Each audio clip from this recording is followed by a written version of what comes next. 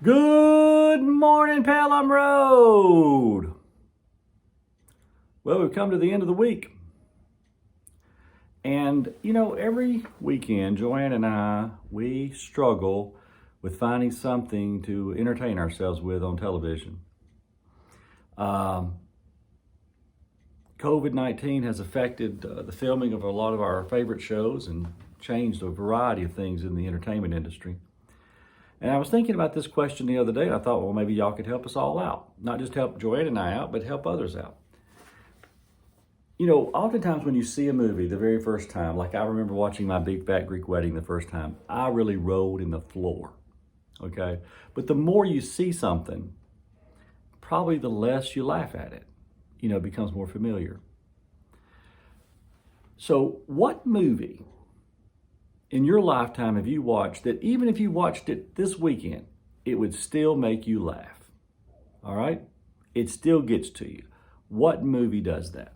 All right? Put that in the comment section below. Thank you. Remember, we're talking about Jesus' words in Matthew 7 where he says, "Judge not, lest you be judged." And to build on that, I will continue with this. Why do you see the speck in your neighbor's eye, but do not notice the log in your own eye? How can you say to your neighbor, "Let me take that speck out of your eye," while that log is in your own eye? You hypocrite. First, let's work on the log and get it out of your eye.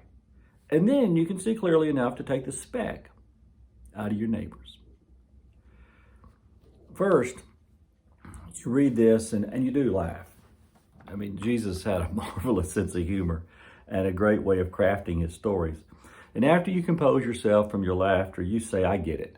This is the biblical equivalent of the pot calling the kettle black. But there is a question that remains. Why do we see the speck in our neighbor's eye? Why do we see it? Why do we look for it?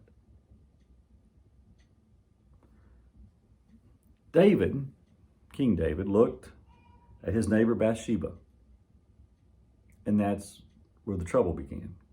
Peter once asked Jesus about John and what God was going to do with John, and Peter got an earful.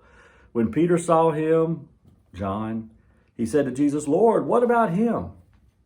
What's he to do?" And Jesus said to him, "If he remains until I return, what is that to you? I told you to follow me." It does seem to be a part of our DNA to look at our neighbors. And most of the time, we're not looking at our neighbors and saying, "Oh, look how those two are in love after all these years." Most of the times we're looking at our neighbors and saying, "Why don't y'all just get a room?" The reason we are so concerned about our neighbors begins with envy and ends with we just don't have enough to do. Idle hands are the devil's workshop, or so it has been said. I think the whole truth is this: idle hands, roaming eyes, and busy bees are the devil's workshop. So let's not be that. Have a great weekend.